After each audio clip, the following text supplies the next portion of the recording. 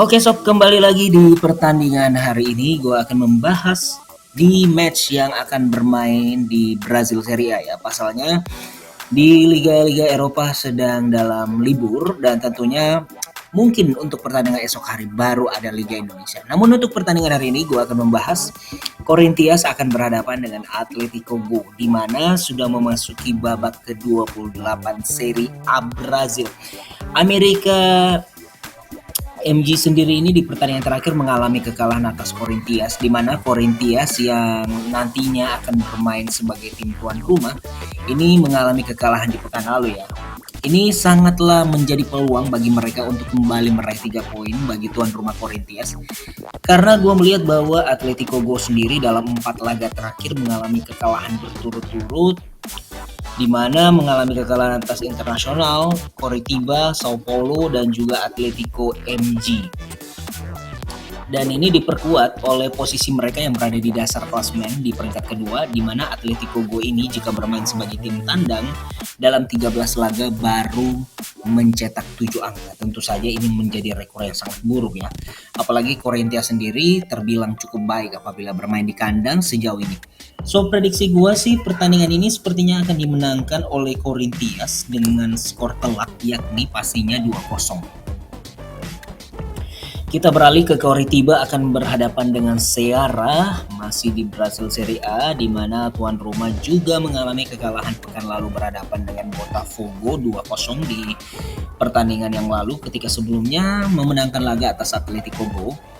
Namun jika kita melihat dari Ceará sendiri ini juga tidak kalah performance buruk ya, artinya kedua belah tim ini belum menemukan permainan terbaik mereka di mana Ceará di pertandingan 5 match terakhir sudah mengalami 1 kekalahan, 3 seri dan 1 hasil kemenangan saja. Artinya pertempuran di klasemen ini sangat seru karena Ceará yang bertindak sebagai tim tamu ini berada di peringkat ke-15 dengan 31 angka dan di bawahnya Coritiba tepat sebagai tuan rumah berselisih 3 angka saja.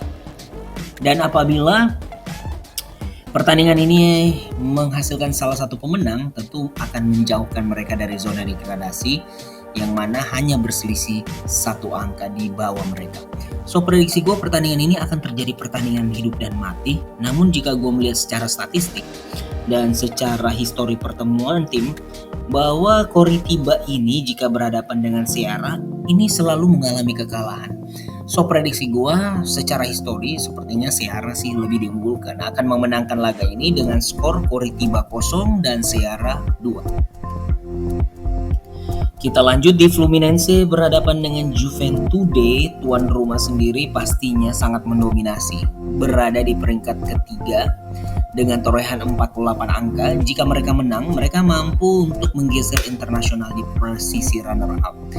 Namun melawan Juventude gue melihat harusnya tidak menjadi tantangan ya bagi Fluminense. Pasalnya Juventude ini berada di dasar klasemen.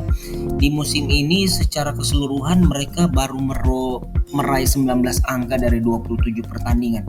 Dan rekor Juventude jika bermain sebagai tim tandang ini sangatlah buruk, di mana 13 laga hanya menghasilkan 7 poin. So prediksi gue sih ini adalah kesempatan besar bagi Juventude, bagi Fluminense maksud gue, untuk mengamankan 3 angka. Prediksi gue Fluminense akan menang di pertandingan kali ini dengan skor 3-1.